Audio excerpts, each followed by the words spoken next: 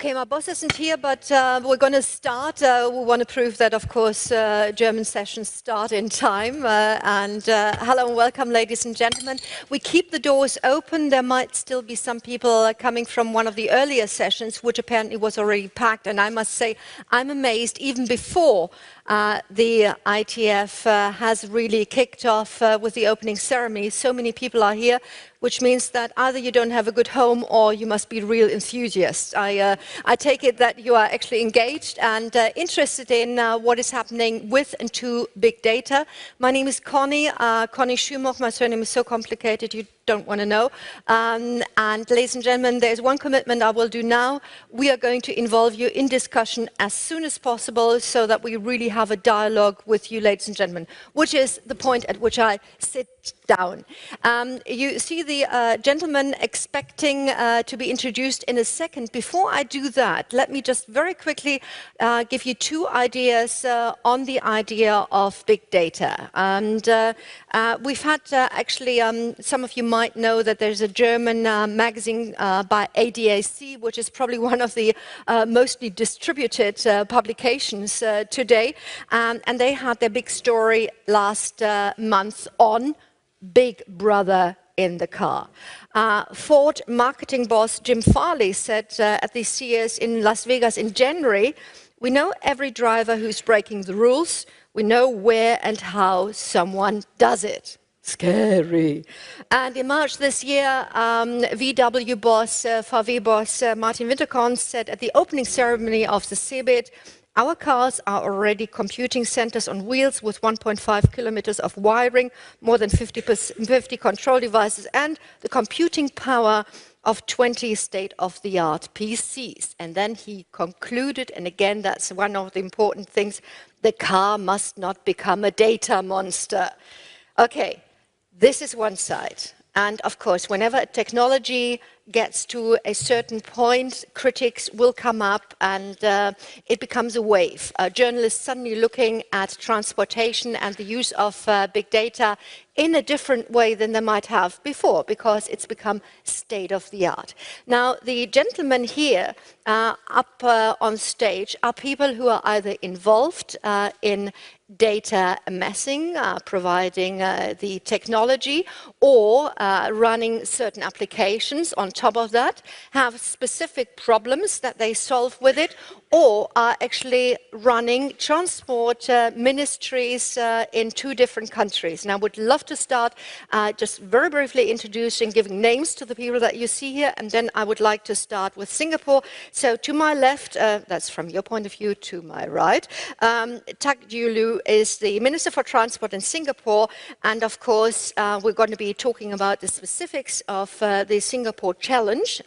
Small, fantastic entity, lots of money, great place, but you only have a certain amount of space. Louis Levesque, the question of space is not the is not the question in Canada, and yet you want to have efficient, you want to have green, you want to have seamless transportation. How you do that, you will explain to us in a second. Denis Chaumet is sitting next to Mr. Liu, and he's the chairman of the European Shippers Council organization. And I'm not quite sure whether when you talk about transport, you're automatically including shipping. We do this time, and we're quite interested in seeing where your wishes are and where the present-day solutions are that you wish to expand on. Eric Mark Huitema is Global Manager Smarter Transportation at IBM. He's sort of my right-wing man, from your point of view, of course, my left-wing man. And IBM these days doesn't talk necessarily about transportation. They talk about the concept of smarter cities, and within that see transport and transport solutions. Ralph Manzano is Executive Director, Transportation Industry Solutions from Oracle, and the point will be to sort of, juxtapose some of the solutions that the two of them are coming up with, because basically if they didn't do their job right, these two gentlemen on the left wing couldn't do their job properly. Sean O'Sullivan is a serial entrepreneur. The last claim to fame is a small platform called Karma. He will explain about why we can change our personal karma with that. But he's also an IT specialist and he can talk about much more. And Scott Sedlick is a man who is the Senior Vice President of Product and Market Development at INRIX. And you'd be astonished how often you'd find INRIX inside. And I've learned last night that if I actually happen to go through traffic in London and around it easily, then it might be Scott at the other end who's actually done his job right and had the right supply chain. So let us start with Singapore. I've just pointed out to the fact that Singapore is a small entity. You have a high amount of transport, so you want to produce an efficient as possible a system. You've done so in the last 40 years, getting it more and more efficient. How do you do that, and what role does big data play? Sir. Thank you very much, Connie. So if I may, for many of you who do not know Singapore, it's really almost on the other side of the world, a city-state of about 700 square kilometers, not 700 million, but 700 square kilometers, population of 5.5 million. Very strict policies on the control of ownership for cars, all right? So that's very important to note, and hence public transportation is extremely important. So I would say that for a city of about 5.5 million people, we have about 7 million trips on our buses and trains every day, and about 1 million trips on taxis, right? So if you look at the morning peak hour, the mode share is about 65% on public transportation, and we want to bring this up to about 70% by the year 2020. And reduce the reliance on private vehicles, okay? Which means that adding capacity overall to the system is important. New rail lines, new trains into the existing lines, buses, that's important. But equally important must be the fact that where do you put them? Where will it makes the biggest difference? How do you match supply and demand, all right? And so data analytics, the use of big data, is very important in how we shape the implementation of our transport policies in Singapore. So if I may just refer you to this first slide, well, we use fare card data, we use data from buses, data from the taxis, even Wi-Fi, trying to understand commuters' behavior, trying to identify where the hotspots are so that we can inject resources to meet demands in the most timely manner, matching passengers to vehicles like taxis, and so on. Okay. So this is what we do for buses. We in the government decided that we could not just leave it to the bus companies to inject capacity. We had to step in, inject capacity in a hurry, and we did this by analyzing what we call the hotspots, measured over half an hour, measured over 1 hour, where the loading factor on the buses was really exceeding the desired level. And so before we introduce this program, you can see the slide at the top, quite a number of red spots. And about 12 months after we've introduced it through the strategic interjection of buses into the right areas, an improvement. And we continue to look at this on a very regular level in order to put in buses where it is most needed. And also finding ways to improve the headways and reduce the waiting time for buses through the use of technology, to the use of data and the provision of data to the right people.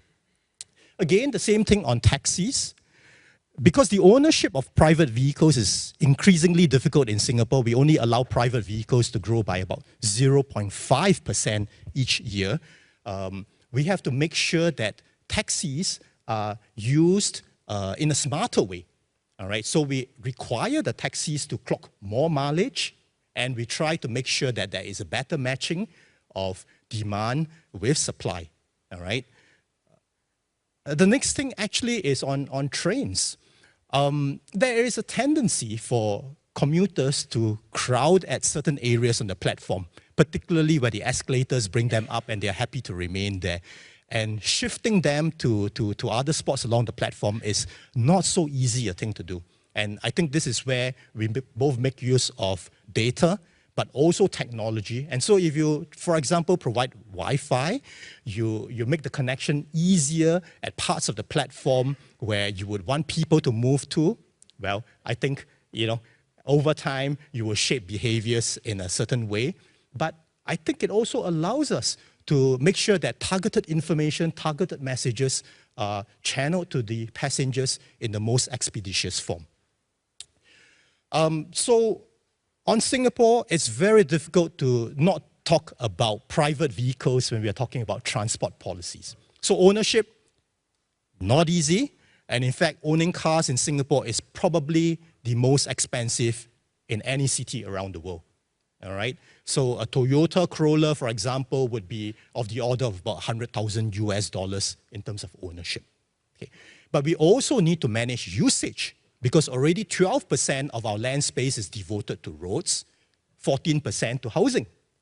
Right? And if you want to expand your roads, it is going to be at the expense of a trade-off that you need to make on green space, on environment, on livability.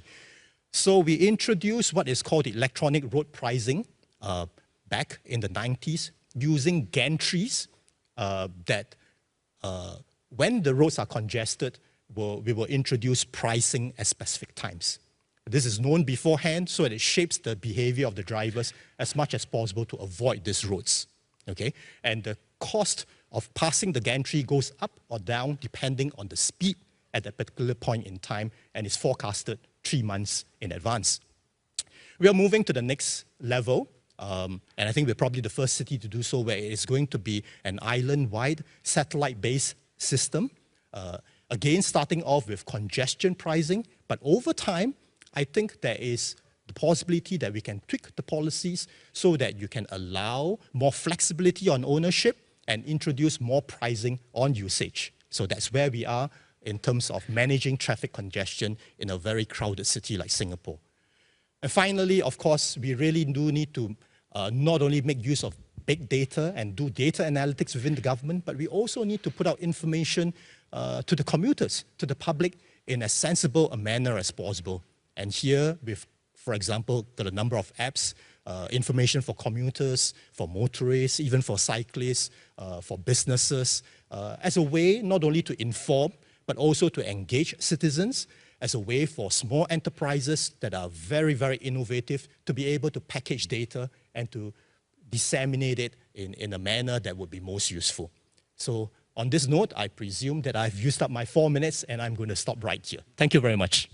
Thank you so much, and I didn't even have to raise the time slot card.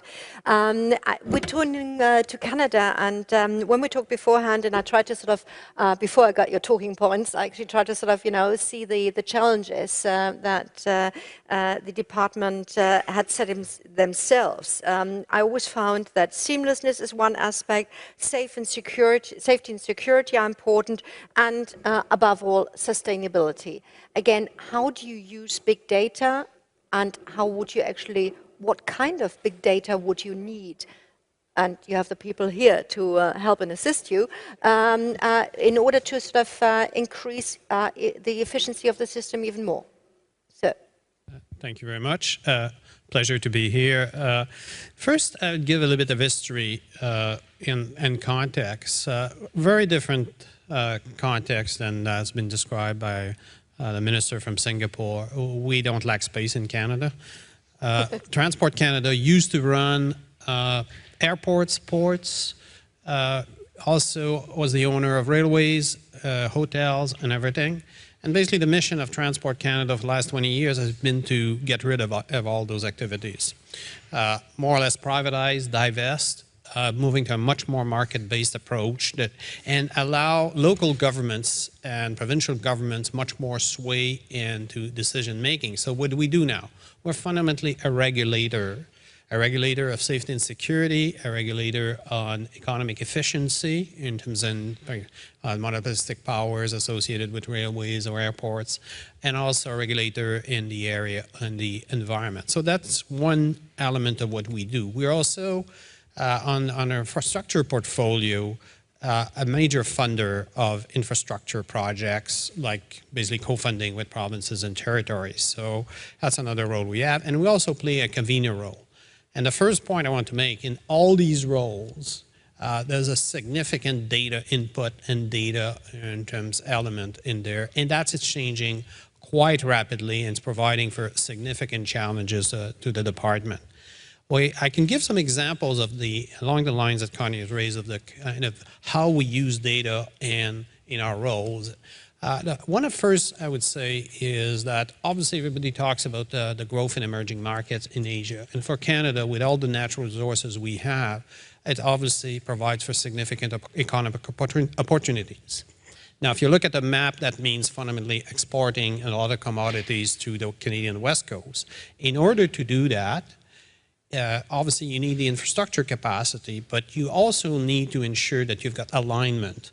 And we have done a lot of work in terms both through data analytics and also through the convening role of the federal government with partners, provinces, but also trained port and maritime operators to ensure that we align our kind of what we call Asia-Pacific gateway. We also do a lot of work in terms of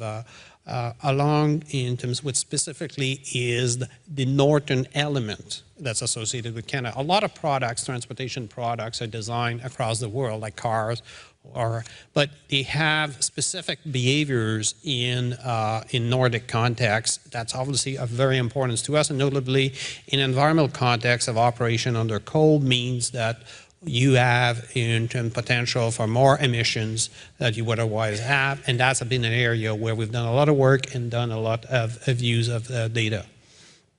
We also, we're now sponsoring, we used to have very interesting in work with our provinces in areas of road safety.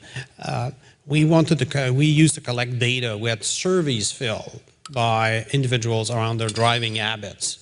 And that was, we're creating a database that was being shared with provinces. We now move up to a more directly online in terms of like with sensors in car.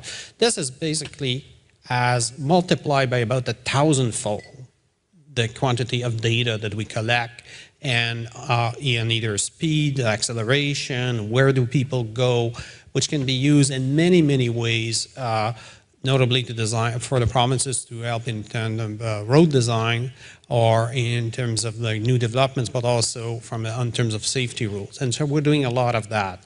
So these are examples of the things we're doing. But if I were to then move at a broader level as the Deputy Minister of Transport, and I ask myself, what's the big challenges and opportunities that I see in my life associated with the availability of data, is probably, I would say, the basic reality that the speed at which new data gets created is much faster than the ability of organizations, certainly like a government department, to cope with the change that's required to effectively, in terms, use that data.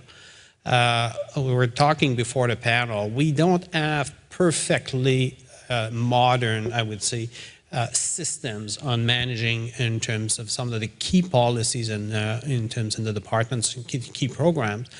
But it raises fundamental issues about not only the resource implications. Obviously, we want to have the resources to use that data, but also a skill set issue in terms of do we have the right people.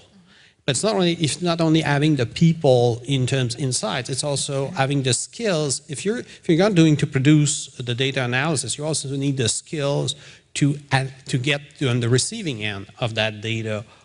Because it's not only about the data, it's fundamentally from a public policy standpoint, framing issues, getting to what is the right question, and then getting to a decision about what to do next.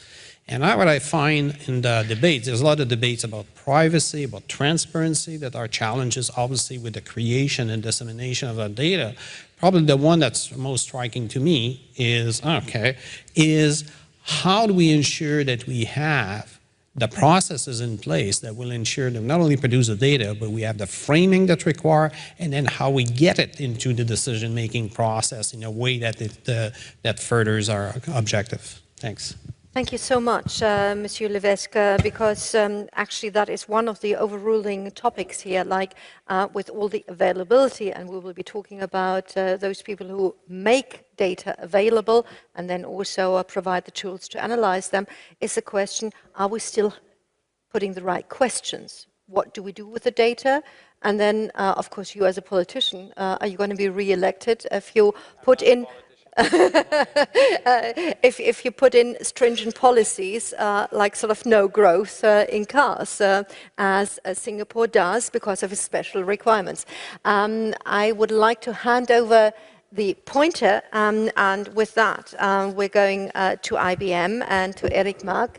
I was saying earlier that the new concept is not to look at just transport, but to look at transport within cities. And of course, by the year 2050, we expect to have 9 billion people here on the planet. We have the expectation that 70% of them are living in cities.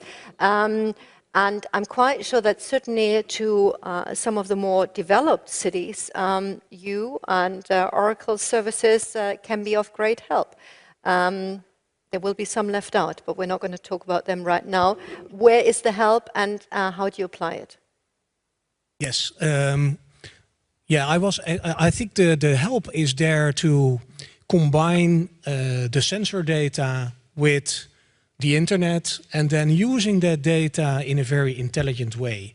And the way I would explain it is basically, as I put on the slide, the world is really becoming instrumented. And we see connected cars, we see connected devices everywhere. If you look at the amount of devices in the world, then I often compare that with the amount of grains of rice produced every year, which is a number which is a 1 with 15 zeros. And then if you multiply that by 100, it's the amount of ants crawling on the earth. And if you multiply that amount by 100 again, it's the amount of sensors currently produced every year. So there's a lot of sensors out there. And to make the link to transport, these sensors are the sensors that connect the car to the internet. And if you connect the car to the internet, then you create an Internet of Things or an Internet of Cars. And our prediction is that the Internet of Cars is going to be at least as big as the Internet of Things or the Internet. So there will be a lot of benefits for users, drivers, and governments to use this data. And the challenge, of course, is to do this intelligent. And intelligent way would be that cars talk to each other, sensors talk to each other, and we can predict what is going to happen before it happens. So an excellent traffic manager can already avoid accidents before they happen. And they can reduce traffic jams before the traffic jams are there. Which, of course, at the end, people will say, oh, I don't feel that he's doing his job because there's no traffic jam, but that's exactly good because he's doing his job. And that's where we see cars avoiding accidents, and we work with a lot of automotive companies to prevent maintenance or failures, and we really also interact with the environment, so we increase safety. One example, if a school goes out, you see children, small children running around, so drive safely there. But you only want to have this information when the school is going out, not during the weekends when the school is closed, not during the holidays. So you only want to have information at the moment you need it. And that is what we try to do. And there is a big evolution of data sources. And on the slide you can see that, of course, video is a good data source. And with video feeds we can detect speed, we can detect license plates, like is done with ERP in Singapore, and in many cases we're doing in London, like we're doing in Stockholm. But we can also use the sensors. And we use this data to mathematically decide on the next level of data, which is prediction and correlation. Then that is added by observational data. Tracking of mobile phones and citizens really participating with their smartphones in the environment, warning other citizens for dangerous situations. If you combine that with social media analytics, you really see that what people are twittering could be helping other people to avoid those accidents or events. but also they inform each other. And if you're better informed about a delay and you know the reason why, you're maybe less frustrated by it. And last but not least, and Connie already talked about car manufacturers, we're working with almost all the brands that were mentioned today, with connecting the car to the internet. And that is the new way of getting information to the driver, but also getting information to the government. Government can use this data. This is basically the new gold of the future. Government can harvest this information and can make money on it, because they can increase the economic vitality of a city, they can decrease the congestion, and they can stimulate the retail revenue of companies or small, medium-sized businesses in the center of a city by using data. Our view is that if we have this data, we need to create insight, because data in itself is so large and so big that in itself raw data has no value. The moment you create insight in the data and you can react and predict events and incidents, like you see in the slide, then you create value for the data. Not only for transportation, but multi-domain in a city, multi-silo. And luckily we see that in cities, they're breaking down the silos. In the project we do with large cities in all over the world, we see that the silos are broken down. And then you see that there is cross-funding even from the other elements like the water management or the public safety towards transportation. And you see that a transportation management center, which a city has built, is then suddenly used for incident management, water management, increasing of public safety, etc. And the funding streams are going towards transportation instead of, let's say, having this one funding stream or one goal for this nice center. And that is the way the cities are now evolving, and that's my story I wanted to explain to you. Thank you so much. A story that we can build upon, and whilst you're sort of to one side competition, you're also sort of co-opetition in some other ways. IBM and Oracle are there to help their customers find solutions, and for that they of course need sort of special service providers that sort of run their services on top. Whatever you want to say, Ralph, could you sort of just give sort of one hint at the biggest tummy ache that your city customers, that corporate customers come to you when it's concerning transport and when they expect solutions from you? Which is not sharing the company philosophy, but right. Well, thank you, Connie. First, I'd like to note that the microphone here is Oracle Red instead of IBM Blue. No problem. It just happened that way. So we look at transportation as an umbrella topic that has several subverticals. Of course, you have your roadways, your aviation, maritime, and transit. And they all come together, as my colleague from IBM said. But they do have different headaches, as you expressed. If you think of roadways, the number one headache, of course, is traffic or congestion and how to mitigate that congestion. And the differences today between yesteryear is the ability to analyze the data in real time. And our colleague from INRIX will speak more about that. But it's not just the data, it's the speed, the velocity of the data, and the ability to analyze it quickly in real time that is new today. And getting our arms around that and the talent available in public sector is really one of the big challenges, one of the big headaches. But also in the roadway way of thinking, there's a whole concept of digital identity that has been taking forward progress. You know, it's not about just a driver's license. It could be, well, how do I get that driver's license to be also my tollway entrance and my fare card for transit? A singularity of your identity is something many governments are striving towards. And when we talk about airports in public sector, many of the things they're talking about are the passenger experience. You know, when you go through an airport, the airline knows you're there, the government knows you're there, but the airport doesn't necessarily know you're there. And yet, you spend quite a bit of money in the retail operation of the airport. So they're trying to improve their passenger recognition. The third area, maritime, of course, they're all interested in throughput, unloading the vessels and reloading the trucks and the trains to bring the goods to service. The faster they can turn that around, the better for everyone and better for prices. We'll hear more about that later. The transit agencies continue to try to work towards schedule adherence. The closer they can be to schedule, the easier it is on all the traffic patterns in their major cities.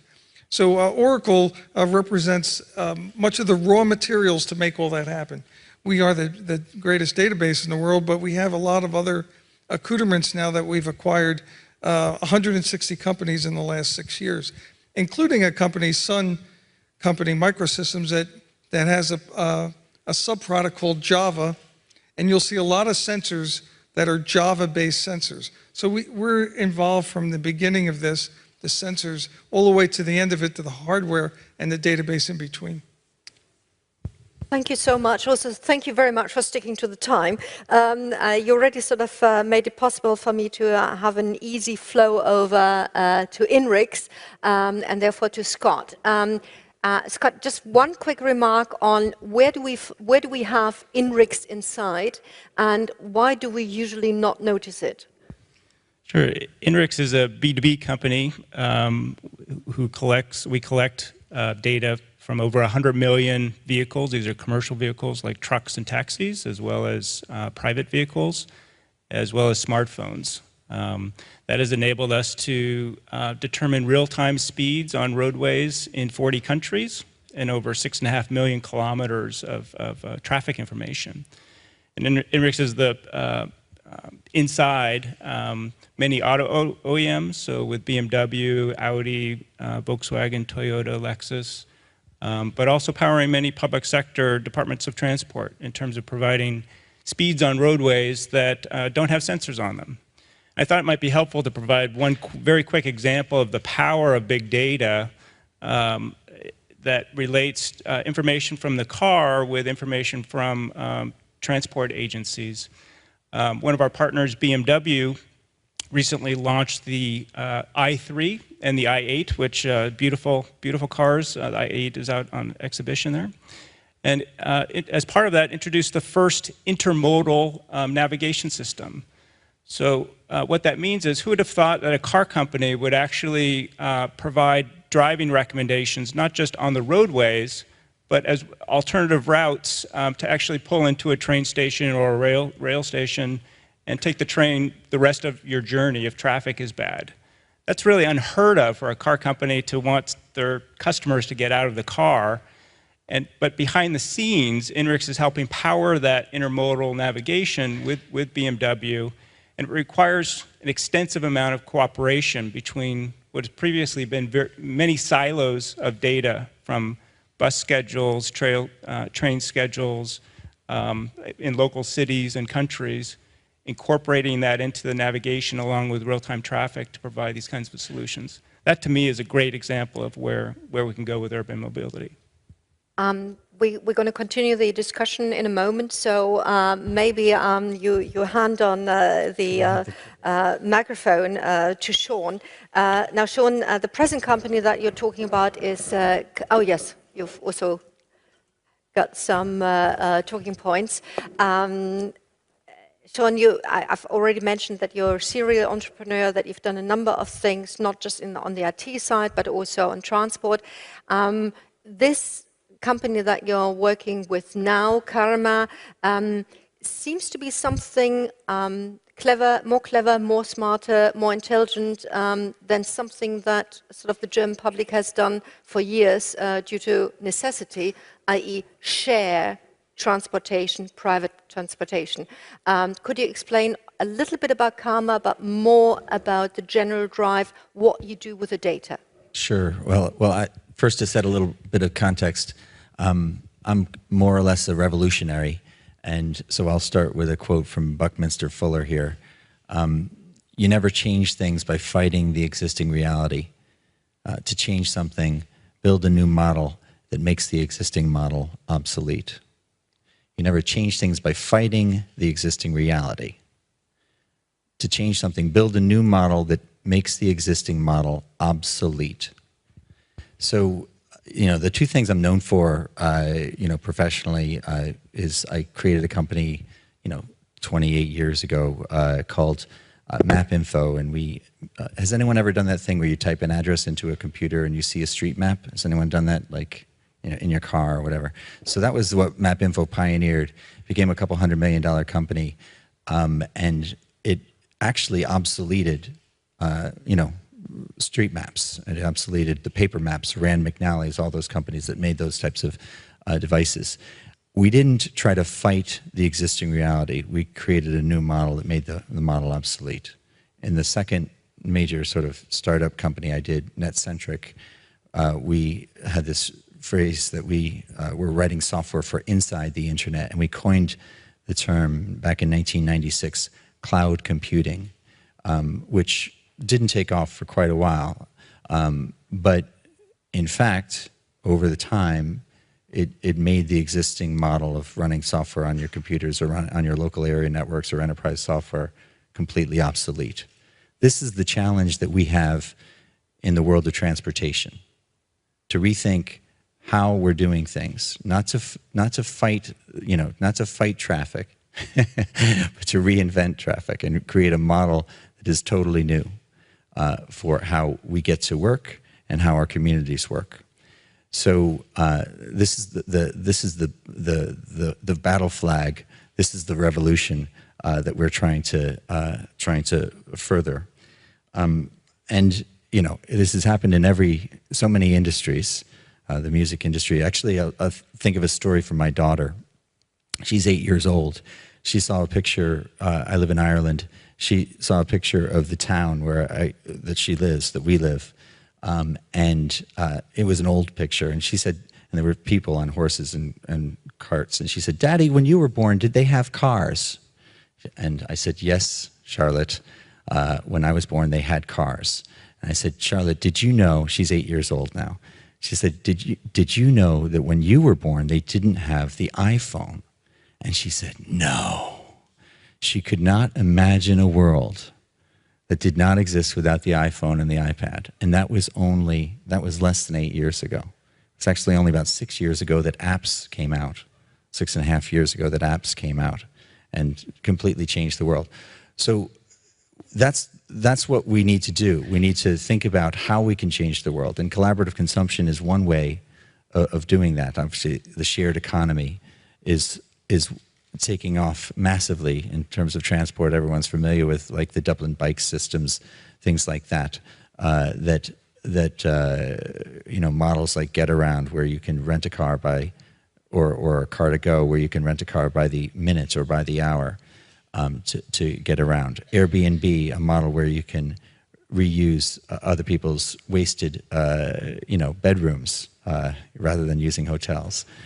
We have a similar model at Karma, and I'm just going to show you a short little video of that.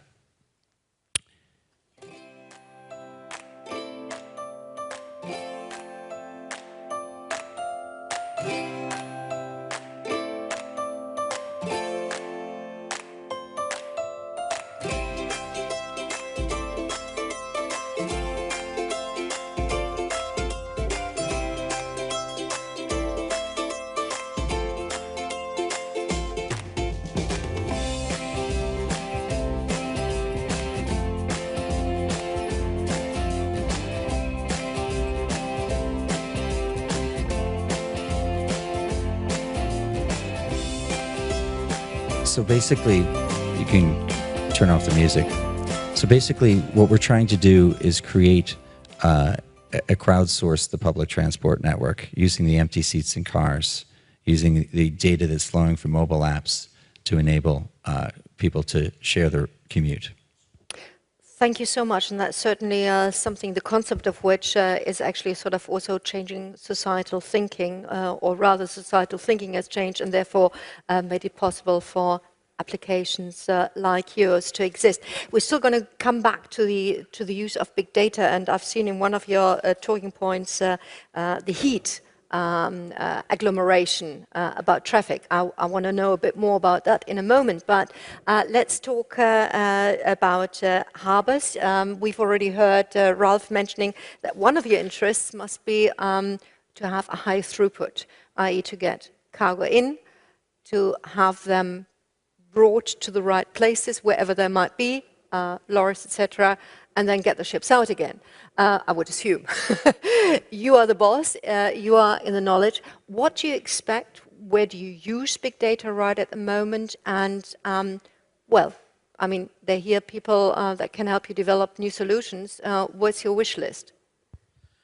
Well, our issue is much more complex than the one which have been exposed, because really when we discuss about supply chain, that's what we are involved in. We are the master of our supply chains, bringing goods from all over the world to your countries, to your manufacturing plants, or to your retailer shops. Chains means that you have segments, you have hubs, and all these segments, these hubs, must try to communicate as much as possible, because performance of a supply chain is measured against time, against cost, against now footprint, carbon footprint, and so on. And it's much more, of course, than physical goods transport. It's also about data exchange, and more about data exchange. And in our chains, we have two kind of major issues. In a linear supply chain where we have, I would say, dominant player from his supplier to his customer, including use of logistics service providers, carriers, ship owners, and so on, is able to build a system using IBM, Oracle, or whatever system where every input from his subcontractors, or I would say from people that he's controlling, are input at the right time and hopefully with the accuracy, quality, confidentiality which is needed. But the problem comes in the hubs, where all these systems, they have to communicate, because in the hubs you have aggregation or disaggregation of goods, aggregation of disaggregation of data, and here you have also regulators who are not managers. They are not like the infrastructure or traffic managers, they are just regulators, port authorities, customs, border protection, and so on. And these people need data in advance, and they need qualified data, certified data, and of course this data is not always available in time for them to process adequately your goods, and to avoid physical control checks or other hurdles. So how to process this data with the good quality and confidentiality, security to these people in the hubs, airports, ports, and so on, is one major issue, and we have a lot of developments on that. But today the dream of a single window where our shippers will be able to input their data and the system will take care of them and bring them to the right people at the right time is not existing today. The second major issue is about pooling resources. Aggregating goods in a ship is easy because you have a few ship owners for containers, and they are more and more aligning themselves, so the number of players is diminishing, and that might be a problem. But when you go to trucks, even when you go to trains, you have hundreds of millions of trucks with packaged loads or carrying boxes or containers. And these trucks, you know, is the average load factor of trucks in Europe is less than 70%, which means that there is a lot of room which exists today in the trucks which could be better used. So, of course, we know that the trucks will be, I would say, controlled by the traffic manager with this ITS coming upstream. But in terms of putting data, considering data so that the carriers can optimize their loads is also a big problem, a big issue for us, because here again, there is no regulator body, so there is no major system. So should we go to a major system with a governance on this system, or should we go to interfaced island systems? This is a big issue. Thank you so much. I would like to, you want to add one sentence? You have a solution. No, maybe maybe I can give an example of how we can help shipping and transport companies in a city. We have one example in Lyon, maybe you know the case, where every morning basically all the big shipping companies or transport companies are sending their planning to a central office run by IBM, but okay. And then we analyze the data and we give them back data anonymously of where they should go and when. So they are avoiding to be at the same delivery location all at the same time, creating a huge mess there. And also for them it's less attractive because they're waiting for the others to unload or to load.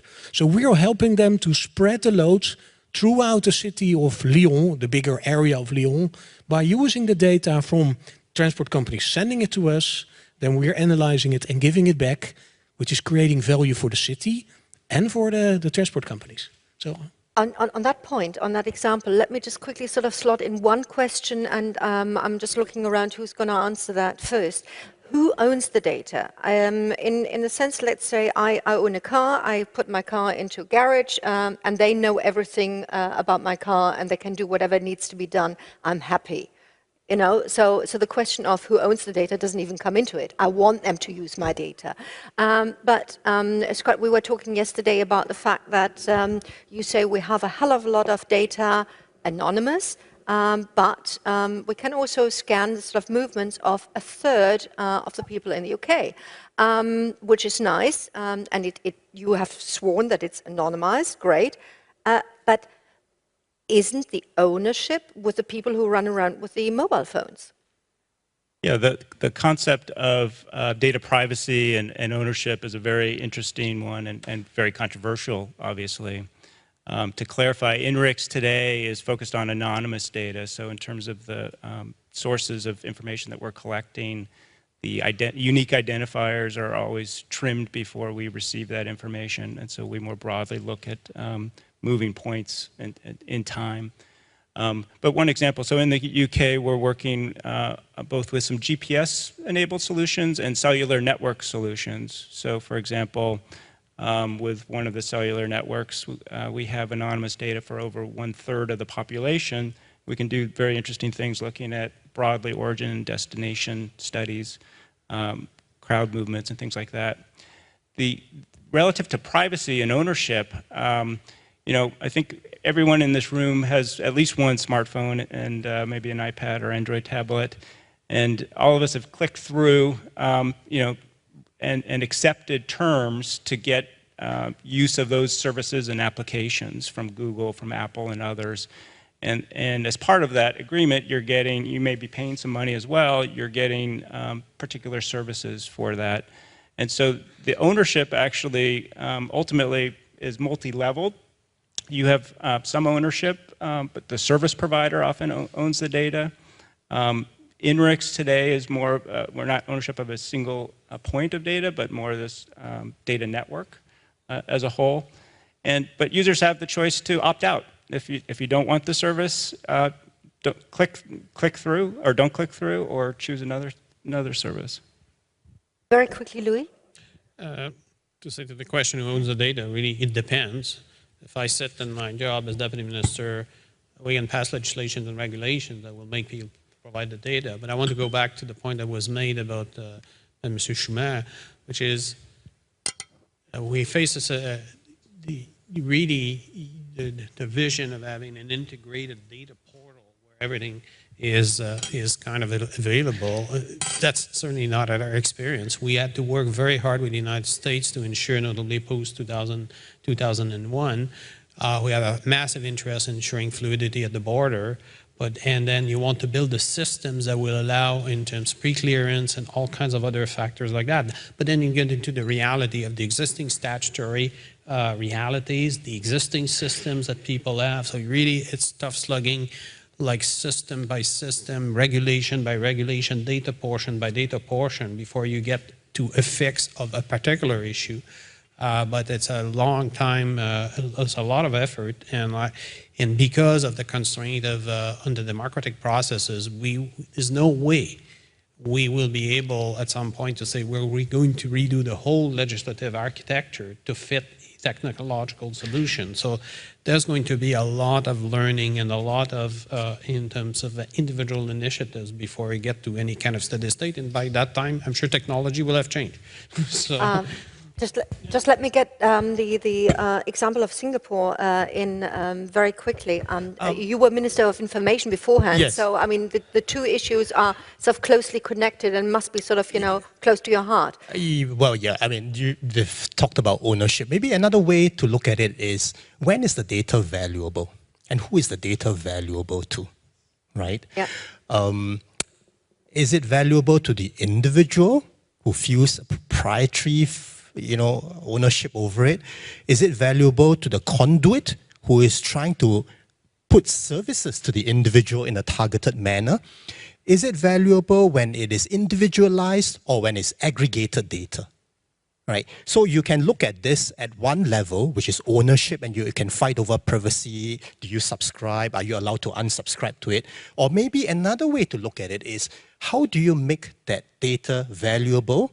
And how do you make sure that the value of it is distributed in the right way? I think that's important for enterprises as well as the government to be able to look at this in different perspectives. Thank you. The value, of course, comes through analysis, not just through collection. I'd like to bring in Sean, and then you, and if you want to, yeah. Yeah, like I think, you know, I think before we are all worried about this from the online context. We're worried about being tracked, you know, by Facebook, by our Google searches, by, you know, all the online. Now, the thing that is making it, compounding it, and possibly making it worse is now offline is now the new online, you know, with your connected cars, with your, you know, connected devices, with the things that we have on us at all times. So even when we think we're offline, we're actually still being tracked. And I think that's why there's so much sensitivity to this. That said, you know, my feeling is more of laissez-faire and buyer beware, you know.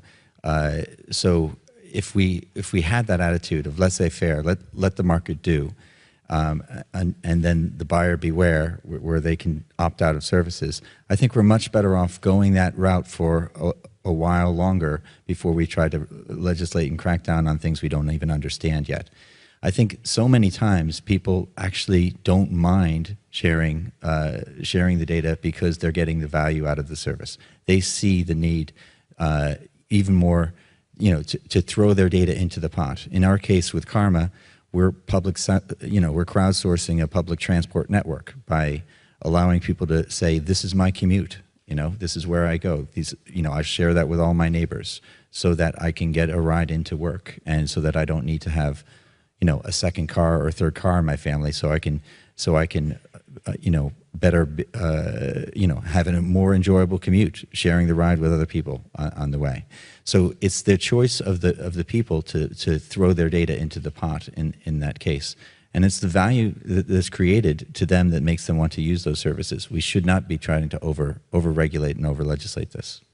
Point taken, and of course within your context that is quite clear, because people are actually subscribing to it and sort of do it consciously, whereas a lot of data are around, whichever level, whether it's cell phone or the devices that we own.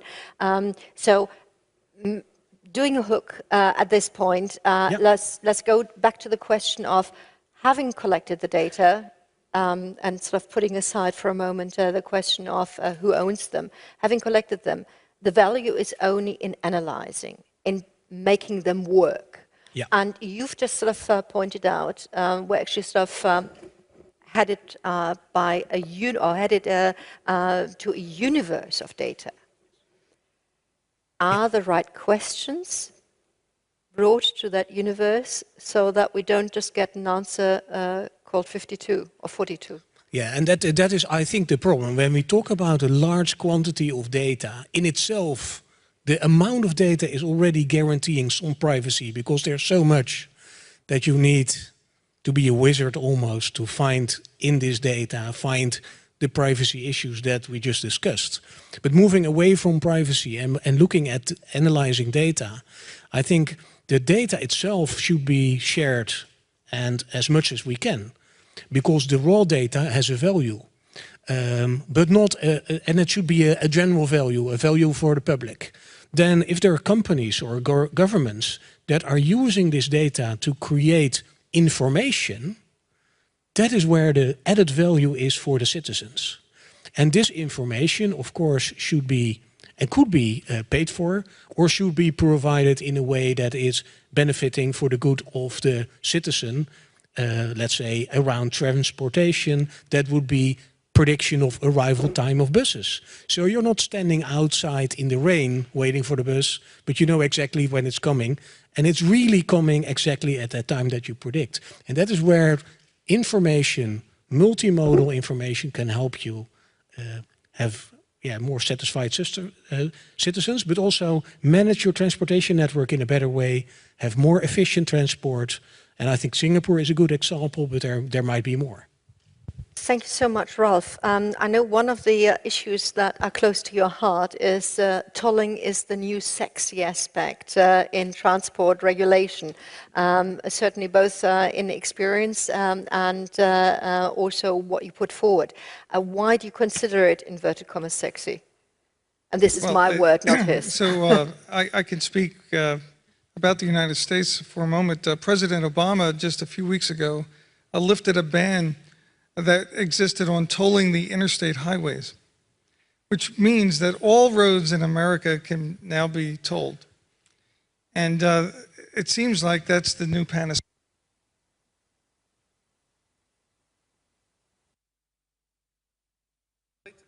Excuse me, could you take the yellow microphone? This just seems to have given up. All right, I'll repeat what I said. The tolling is becoming the new panacea for funding. Gasoline tax is not panning out as it used to. So tolling has become the way that roads are going to be repaired and kept up to a state of good repair. Every road can be tolled because of the technology that's now available for tolling. And there's no longer, in many cases, a booth, just an archway that you go under. And now that transponder is all radio frequency identification techniques. And is that the same as a smart card for fare collection? Yes. Is that the same for photo enforcement systems, like for red lights and speeding violations? Yes. So all of these things are working to our benefit, not only for traffic management, but also for revenue, for government, public sector revenues. Yes, Sean, Yeah, one quick, can I still put out my question? I see that as part and parcel, this tolling of guidance. Inverted commas, one can also sort of say a little bit of guidance and a lot of enforcement, as we heard earlier. Is that the new way to do things for the greater good, transport good? Yeah, I think, is this on? Yeah. Can you hear me? Yeah. So yeah, I think that public policy, policy first, frame the argument, as was said earlier, and then collect the data and allow the data to flow in the way that best uses our infrastructure. So in that tolling case, for example, which in the case of Karma, we're actually providing information on the cars that have carpools in them in Austin, Texas. This is a Federal Highway Administration study that started in February. And we're going to be doing that all across Austin, Texas, and rolling into San Francisco. Taking they're getting tolled because they have their toll transponders. This is a data flow that is then going in. We're using the mobile phones to connect and correspond the toll transponders to give them discounts because they're doing the policy which benefits the public most. They're carpooling. If they're carpooling with 2 people in the car, it's half off the toll. If they're carpooling with 3 people in the car, it's completely free for people to go down those highways. This is a good example of big data helping support public policy initiatives, which are going to end up costing the consumer and the taxpayer less. Sounds almost like you're incentivizing the carrot, sort of, do good and then you get the carrot rather than... The stick is the toll, but the carrot is, the better behavior, the behavior change. So that's really what the public policy initiative hopefully is leading people to recognize. Thank you. Louis, you were shaking your head heftily. I'm in charge of a couple of major bridges constructions in Canada, notably a replacement structure to the most important bridge in Montreal.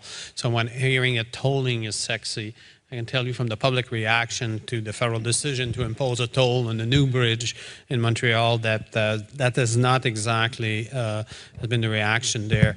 But I think the big public policy issues where data, I think, can be helpful is highlighting the facts of, in countries like Canada, we have a massive infrastructure pressures. So both data about the use and maximizing the efficiency and producing that data, but then having fed the data into the public debate and in a way where it gets to inform decision making is a big challenge, because we're producing masses of data, masses of information, but how you translate that into frame this into simple messages, into simple, in terms of conclusions that are both fact-based, but at the same time are deriving in terms of some conclusion in a way that's balanced and in a way that meets, in terms of the democratic society, the imperative of public discourse, and then effectively then lead to decision making.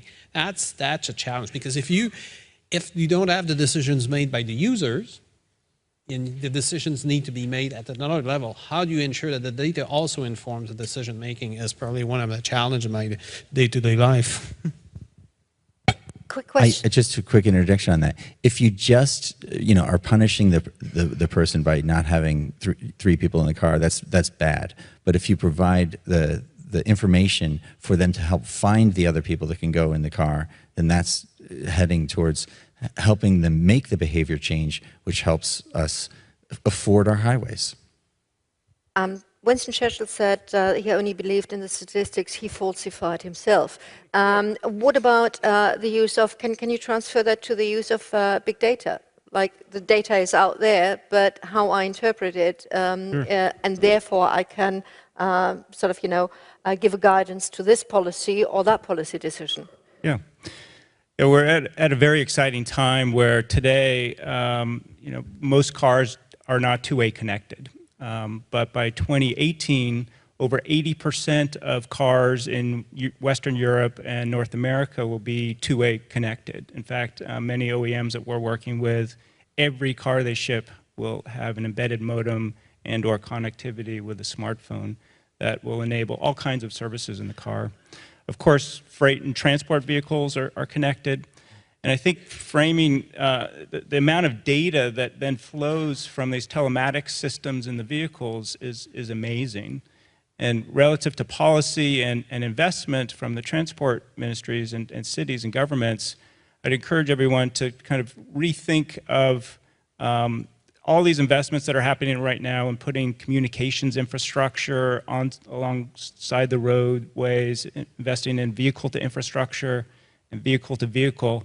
Kind of rethink that relative to, there is this massive amount of data today and an onslaught coming that you actually don't need on most roadways in most cities, this incredibly expensive and hard to manage vehicle to vehicle and vehicle to infrastructure components. You can start to use the vehicle to cloud and the data that's available now.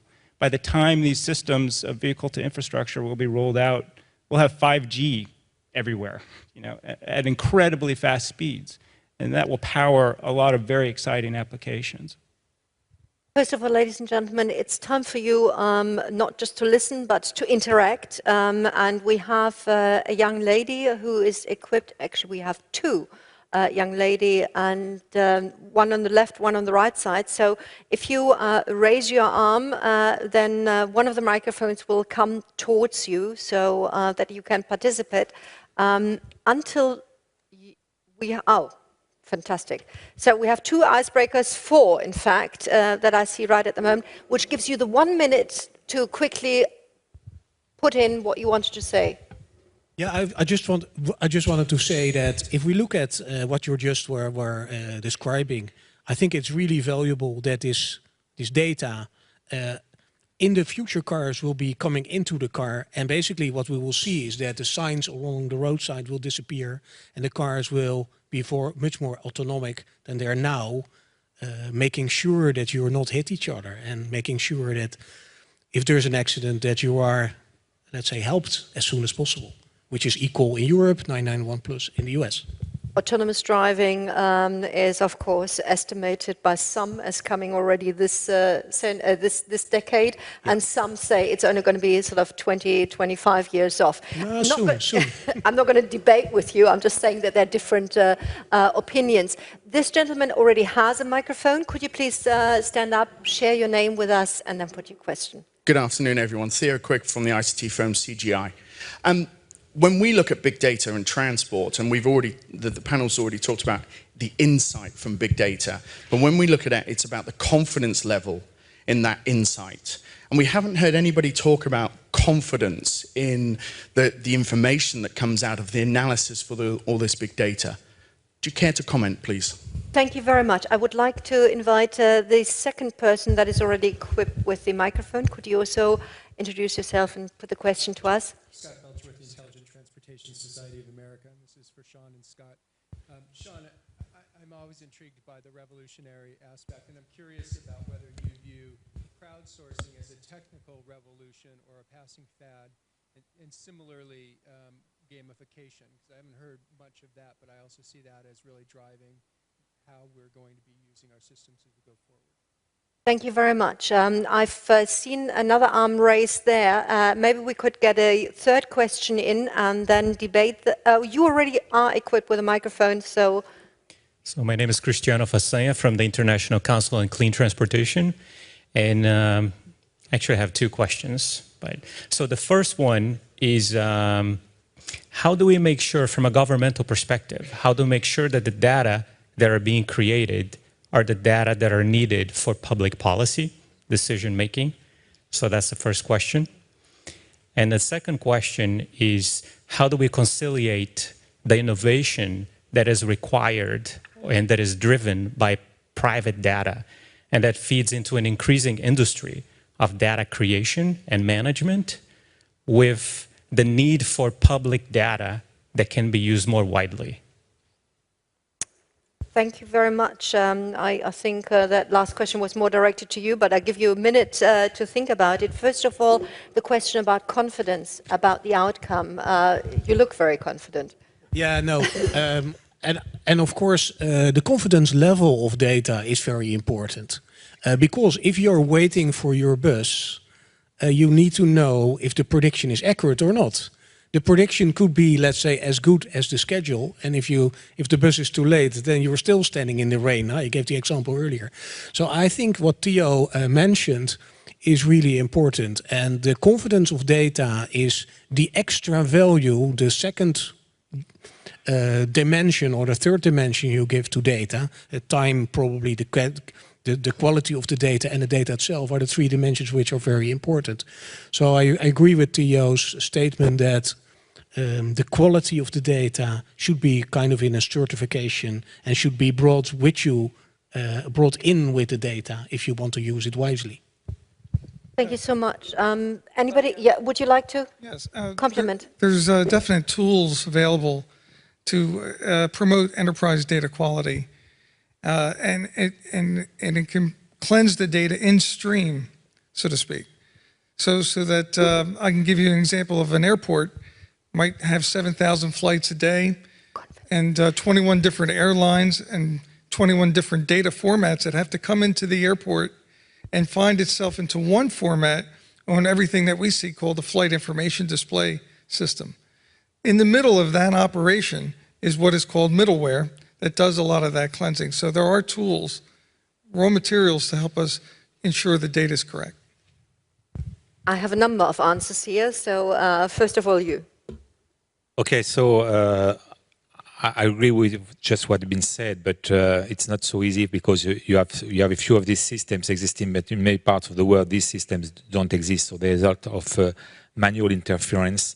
And along a supply chain, there is a lot of manual input or manual, I would say, manipulation of data. For example, when you are stuffing a container, you should prepare a packing list. The packing list has to be sent to the ship owner and to the customs authority, but sometimes at the last minute, one of the packing or parcel will be missing. So you will be changing the packing list, but of course, the container would go with a different packing list, with a different content as the packing list which was sent to the authorities and so on, or to the ship owners.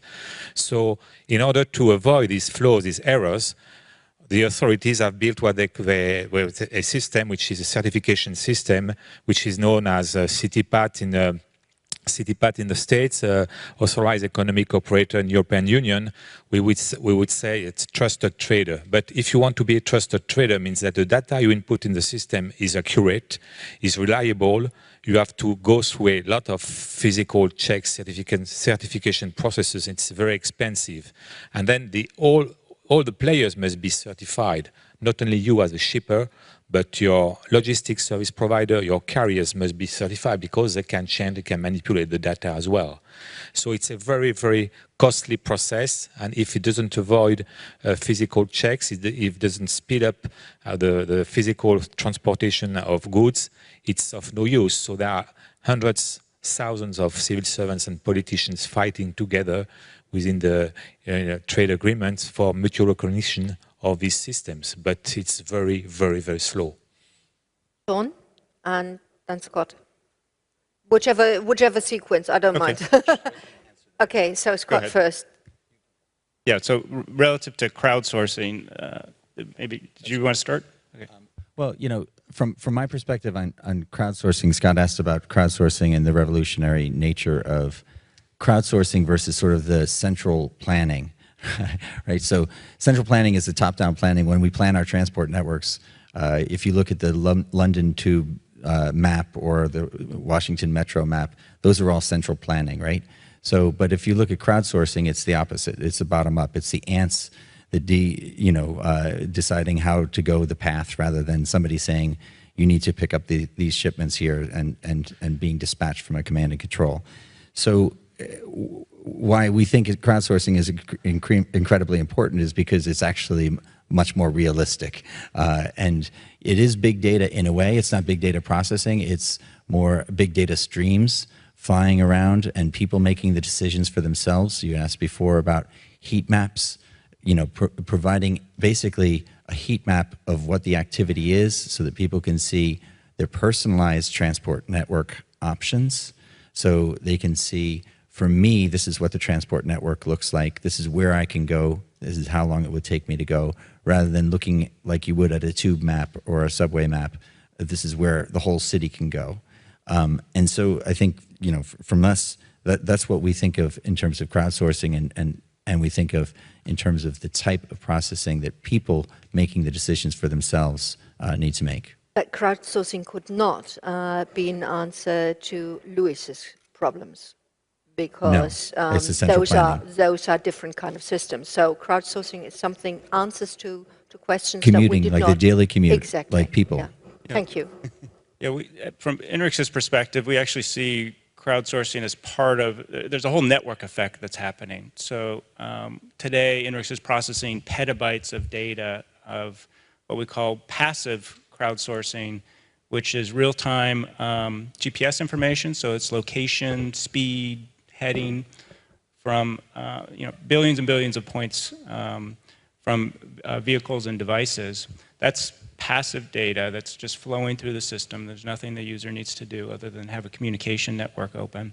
Then there's active crowdsourcing, which is the driver citizen is actually doing something. So, for example, with Ford Sync, you can click on the steering wheel and report police activity, report an accident. That information gets fused by INRIX with all of our other information, gets sent to the Department of Transportation that they can see on a map that there's some red going on a map. They can see that a user has just reported an accident. And that's often the first time that they'll know that there's an accident. So they can send out, it's much more efficient for them to send out a truck to go investigate than to wait 10 minutes to see if something's piling up. And that's, to me, is kind of this power that crowdsourcing can bring and the fusion of all this data together. I had the impression earlier that you would be a good person to answer the question that was the third question. Like, you know, are we sure that we have the right data? Can we align the data?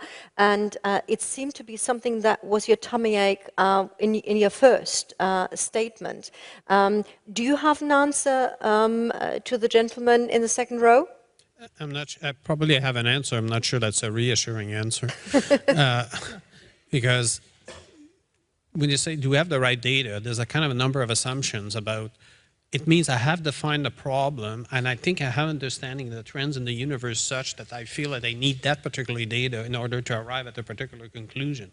And I think, to me, the issue is much less on a day-to-day basis whether, for example, we get money to Statistics Canada to provide for some additional data, as opposed to what do we need to understand the trends out there, and how do we translate that data into an understanding of trends, then into an understanding of decisions.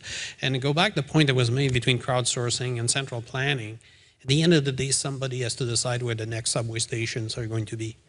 In terms, and that, there's no substitute for that.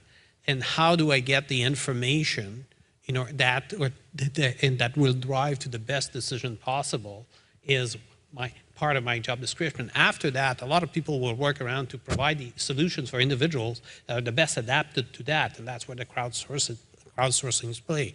But we still have a pretty fundamental role, and what I find is our biggest challenge is to keep on top of the basic trends in order to provide the interpretation that drives the right decision making, and not so much a particular data set or data that I need to have created, because I'm pretty sure it's out there. It's just that how do I arrange to ensure that the people in the department are aware of that?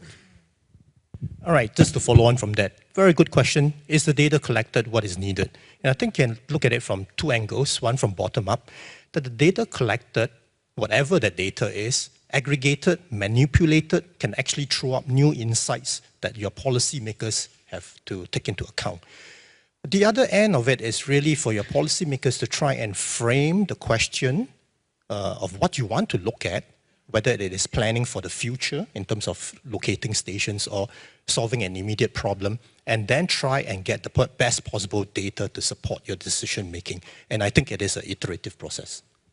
Thank you so much. That's basically one of the core questions behind all the efforts that are being made by the different players. We have time for 1.5 more questions. So this gentleman, and do we have a second person? There's already one who's got the microphone. Sorry, we have a common enemy, and that's time. So these two gentlemen, please, with your questions. Thank you, ladies and gentlemen. Good afternoon. I think it's a great concept here. I have a question to Mr. Eric regarding the big data here. I think we have a great challenge here with collecting the big data. It's not only managing the data itself, but analyzing the data. He talked about the passive and active data. We're talking about the static and streamlining data. These are great challenges. What I know from one of the transport operators in the United States is producing on a 40,000 truck 6.5 gigabyte per day. This is a big data. And I know in Stockholm they are doing an image identification card for using the transport modes on 700,000 people, and this is a big data. My question here: how can we overcome these challenges? Because we don't want to keep giving promising solutions, but then we will have great challenges in implementation and the limitations of these data. Thank you very much. Can I just quickly ask you a question? You were saying Eric, but you were looking at Sean. Okay, fine. So we know who you addressed. And the next question comes from the gentleman at the back. Good afternoon. My name is Menno Manist, Pantaya, the Netherlands. I have a question about storage of big data and how long. Because we analyzed 1.8 billion transactions in public transport of the last year. It turned out very useful for the government. It also turned out very negative for the individual traveler, because we now can forecast where people will enter a bus and are most likely not to pay enough. Thank you very much. I think Sean and Eric Mark. Okay, and of course, Ralph. So the question basically was, you know, you're collecting these terabytes of data or gigabytes, I can't remember what it was, every day, and what do you do with it? I think you have to frame the problem first. Throw out the data. I mean, if you're gathering data, you don't know what is being gathered for, throw it out. You're wasting your time. You have to know what problem you're trying to solve first. And I know that's very crude, but you know, just the data by itself is useless. The problem is what needs to be addressed. What needs to happen in your city? You need to get rid of congestion. You need to get rid of, you know, single occupancy vehicles. You need to get rid of, whatever it is that you need to address. Start there, and then say, okay, what little piece? You know, you can take 1/10 of that data flow and come up with great solutions and great answers. Start with the framing the problem. I guess I would say. Thank you very much, Eric, Mark, and maybe later on, yeah. So the answer to the question of big data, and I agree with you, the big data is becoming so large that it's with traditional technologies, you're not capable to manage that data anymore. So we're working, and we have been working for a long time on new technologies of databases. And the new way we see databases is a database where all data is not structured but unstructured, and you have tools that basically plow and investigate this data based on relationship of data sources and data outcomes and types of data, where you just like what you see with relatives and the LinkedIn network, basically, where you know somebody who knows somebody else, it's easier to make that connection. And that's the way databases will evolve, and data sources will be mined accordingly. So there's a new technology coming up. And as the question from Menno about how long do you store data, I think is a very important question, not to be answered probably by technology providers, because we love a lot of data, because we then can provide a lot of data storage. But to give an honest answer is, depending on the reason why you're collecting the data, you should also determine how long you collect this data and when you throw it away, when it becomes useless data. Because it is a pity if you would store data which is not used in the future and still occupy these systems. So I think there is kind of an equilibrium going to be on storage of data, which we will see that governments will use because they want to protect their investments. And also citizens will demand from politicians because they don't want to be tracked, let's say, all their life for something they did when they were young or something like that. These are the two. I think Scott and Ralph. Sure. So just to add to that, I mean, the major trend that's happening on the database side is moving from this client-server architecture and relational databases to more flat files database and hosted locally to actually moving, processing, and storage of that information using new technologies in the cloud. So Hadoop and using Amazon, Microsoft, other clouds. And this is a hard step for government agencies to take to suddenly let the data go off premise. But it's an important step to take over time and starting to do that in certain sets of data and processing because it will ultimately be cheaper, significantly cheaper, and more effective and faster to use these new technologies for those applications. Ralph, and then Eric. Louis. I agree, storage is cheap and getting cheaper, and it's infinite. So there's no reason why you can't collect it all. In fact, I think most IT shops are getting rid of the idea of tape and archiving data. Let's have it all on disk or available real time. It is the quality, though, of now you have all this data, you can make better decisions, and you can ask questions that you didn't think of asking. Such as? You know, such as the example he gave. You know, he found that the routes were being used differently than what they had thought, and then the fares had to change on a certain route. They wouldn't have done that without the ability to analyze that data. So. Denny? Yes, one way also to go around this problem is to embed data as much as possible in the sensors themselves. So for goods in the future, we hope that with new technologies of identification device on top of what is existing today with RFID, and the technology is providing now chips which are cheaper and cheaper, and soon we will have codes we will have embedded with biological stuff and so on, which will be at the article level. So most of the data will be stored at the goods level, at the item level, and not at the container or the packing or whatever, and then stored in huge database to know what is in the packing and what is in the container. Everything might be in the end at the item level stored. The story of what happened with his good, with his item. There seems to be quite a bit of agreement here. We have time for a last quick round here on the podium. And the question is going to be, let's assume why we're doing all this. We want to enhance mobility. We want to reduce congestion. We want to increase or reduce the environmental negative impact. We want to increase, therefore, health, certainly in the cities of people. Are we still, and this is probably your question, are we still asking the right questions in that we say we're making the existing situation more efficient, whether it be by crowdsourcing or by sort of standard procedures?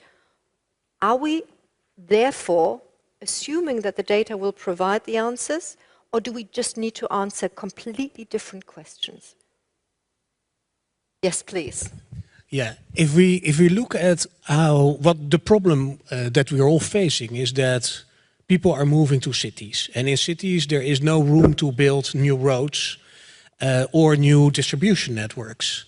So we need to use data and IT systems to keep the growth in these cities, and even people moving out to these cities. And that's why I think the use of data and the use of analyzing that data is crucial to make sure that cities are not going to be deserted, but are still thriving and growing.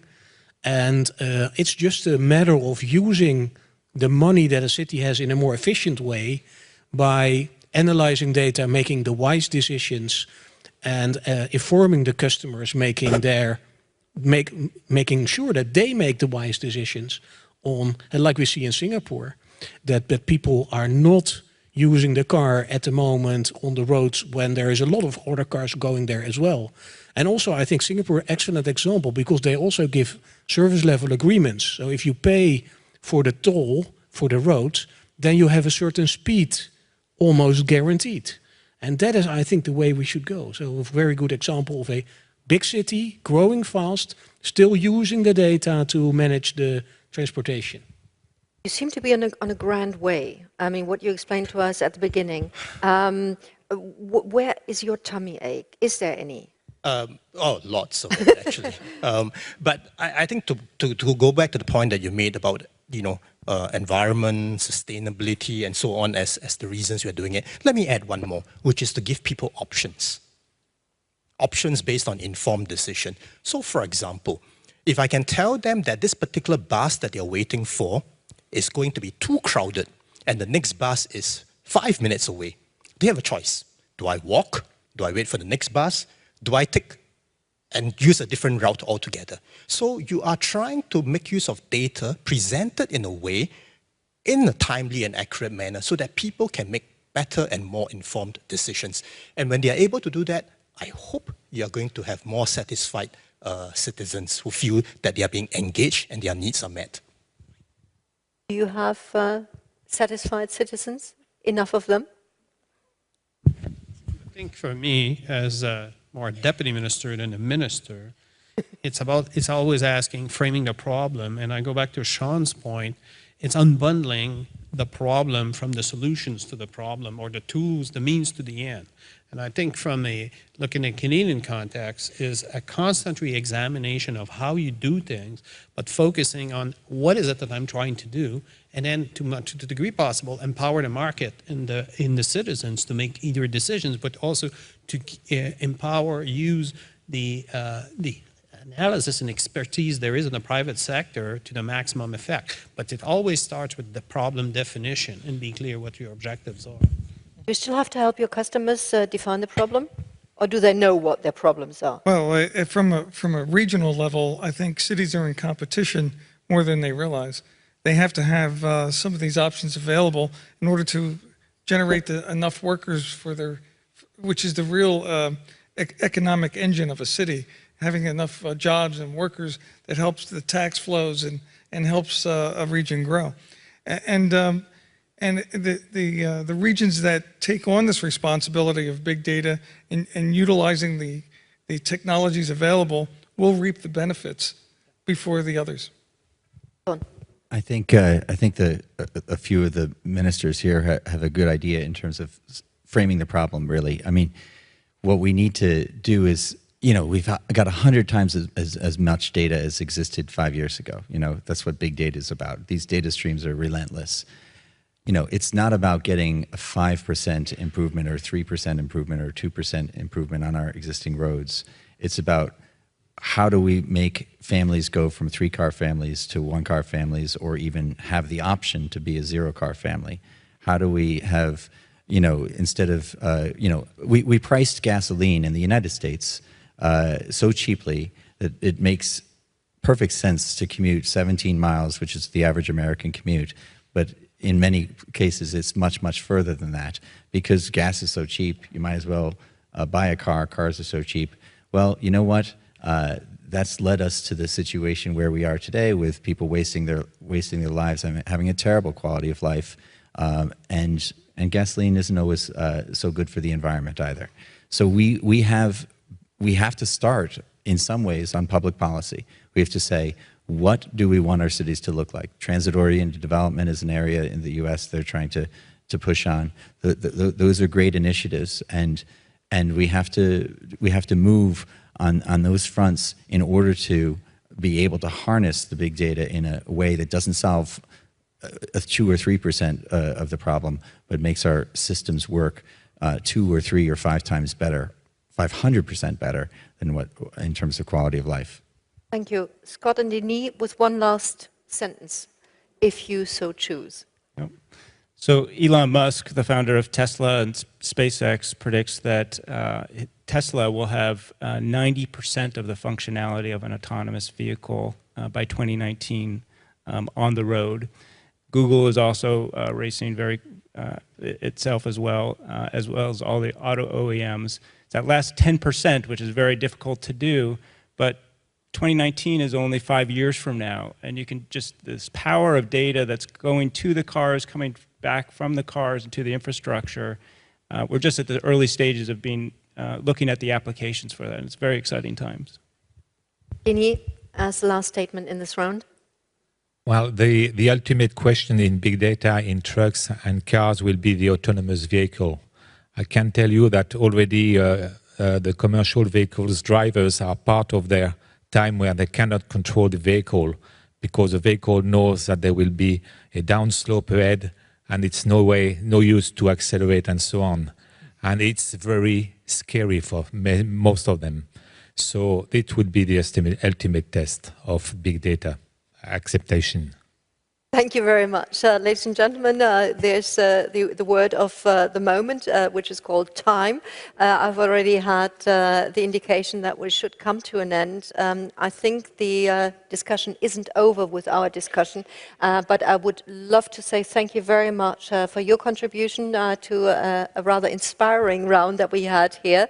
And, you know, last question on big data. When I just looked over, the minister from Singapore had 6:40, but my clock said 12:35. So maybe our clocks should get aligned, at least what the minutes are, when the minutes are concerned, and not just sort of the time difference between Singapore and here. Thank you very much. Enjoy the opening ceremony and gather as much information, big data, small data, and carry it home and do the good works wherever you do it. Thank you. Thank you, Tony. Thank you.